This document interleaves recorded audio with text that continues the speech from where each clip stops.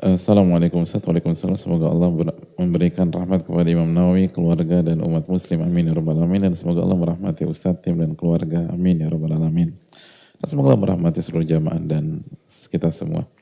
Izin bertanya Ustaz, jika kita sebagai saudara melihat ada kezaliman yang dilakukan seorang suami ke istri, apakah lebih baik kita diam saja menahan diri, atau kita mengingatkan dengan resiko si suami bisa marah ke istri?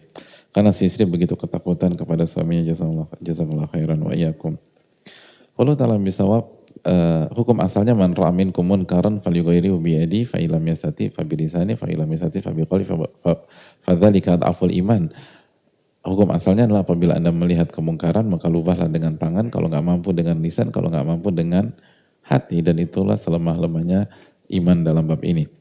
Jadi kalau bisa kita rubah dengan tangan, kalau nggak bisa dengan lisan, kalau nggak bisa dengan hati. Dan nggak bisa di sini sekali lagi nggak mampu dan juga mempertimbangkan efek samping dari pengingkaran tersebut. Artinya kalau kita ini kan akan membuat istrinya semakin terzolimi, maka jangan pakai cara itu. Coba cara yang lain dan berdoa sama Allah Subhanahu wa taala. Allah taala alam misal. Dan mungkin bisa pakai mungkin bisa pakai surat yang tak beridentitas tapi bahasanya baik gitu, bahasanya sayang. Saya sayang sama kamu karena Allah. Saya ingin kamu itu punya keluarga yang sakinah mawaddah warahmah, dan kita harus terus evaluasi diri dan seterusnya. Tapi bahasanya yang baik gitu loh. Bahasa yang indah.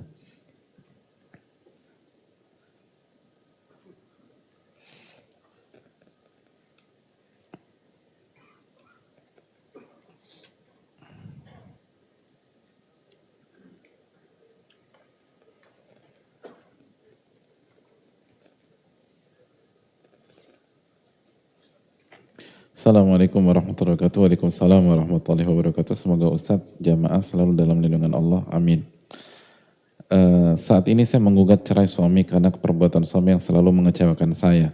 Saya sangat membencinya sehingga saya punya keinginan untuk membuat hidupnya susah dengan cara mempersulit urusan suami saya. Lalu saya berharap harta gonogini dari harta yang kami peroleh. Waktu saya selama ini tidak bekerja untuk menghidupi saya ke depan. Mohon nasihat Ustadz atas perasaan sakit hati saya dan harta gonogini yang saya tuntut sudah tepat. Terima kasih atas kebaikan Ustaz. Barakallahu fikum, barakallahu fikum. Hadirin Allah muliakan, kezaliman suami memang berat dirasa oleh istri dan banyak istri mengalami hal ini, dan kita bisa mengerti sakitnya hal tersebut dan gak mudahnya melewati hal-hal itu. Semoga Allah memberikan kekuatan bagi para istri yang dizolimi oleh suaminya. Amin ya rabbal alamin. Sebagaimana kita juga selalu mengajak para suami untuk bertakwa kepada Allah, dan menzalimi istri itu gak akan memberikan keberhasilan di dunia maupun di akhirat. Al-zulmu zulumatun. Kezaliman itu akan menjadi kegelapan, berlapis kegelapan pada hari kiamat. Kezaliman akan membuat kita sengsara di dunia dan di akhirat. Jadi kalau zolim sama pihak lain aja akan membuat kita berantakan, apalagi zolimin istri. Kata Nabi SAW, khairukum li ahli wa anna khairukum li ahli. Sebaik-baik kalian yang paling baik dengan keluarganya, paling baik dengan istrinya, dan aku yang paling baik dengan istri. Jadi justru istri yang harus kita prioritaskan karena beliau adalah parameter kebaikan kita, salah satu parameter kebaikan kita di sisi Allah Subhanahu wa taala. Adapun kalau itu sudah kejadian, apakah benar seperti ini? Hadirin, menuntut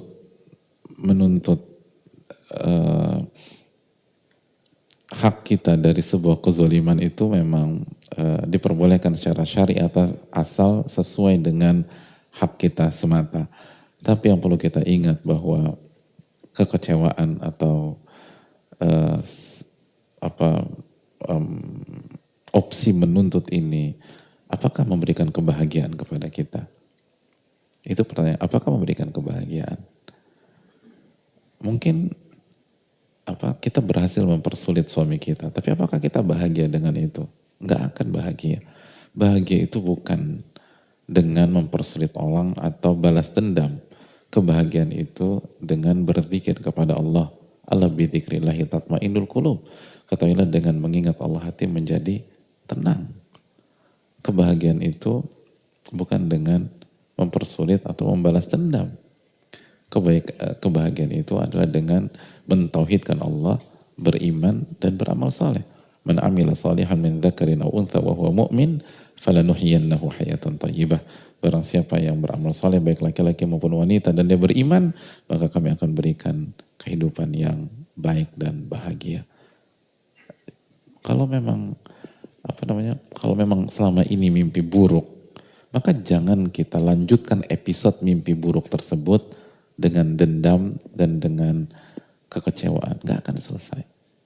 Hentikan mimpi buruk itu dengan mentauhidkan Allah, dengan mengingat Allah, dengan memaafkan, dengan mengisi waktu dengan ibadah. Itu poinnya hadirin. Walaupun gak mudah, ngomong gampang, setuju ngomong gampang. Dan kita belum tentu bisa sekuat yang mengalaminya. Tapi bukankah la yukallifullahu nafsan illa wus'aha. Allah gak membebankan seseorang kecuali sesuai dengan kemampuannya. Kalau Allah takdirkan itu menimpa kita, Allah al-alimul khabir, tahu bahwa kita sanggup melewatinya. Dan ingatlah selalu Nabi SAW bersabda, innallaha idza ahabba qauman ibtalahum. Allah itu kalau sayang sama sebuah kaum, maka Allah akan uji kaum tersebut. Semoga ini bentuk kasih sayang Allah Subhanahu wa ta'ala. Maka singkirkanlah kekecewaan dan kesedihan. Karena hukum asalnya kesedihan itu tidak dianjurkan dan tidak direkomendasikan kecuali sedih pada saat bertobat atau pada saat mengungkapkan rasa rahmat. Adapun karena kehilangan duniawi atau nggak terima terhadap kehilangan, mohon maaf, maka itu tidak direkomendasikan. Semoga Allah memberikan taufik kepada kita. Subhanakallahumma wa bihamdika, la ilaha illa anta, astaghfiruka wa atubu ilaik. Assalamualaikum warahmatullahi wabarakatuh.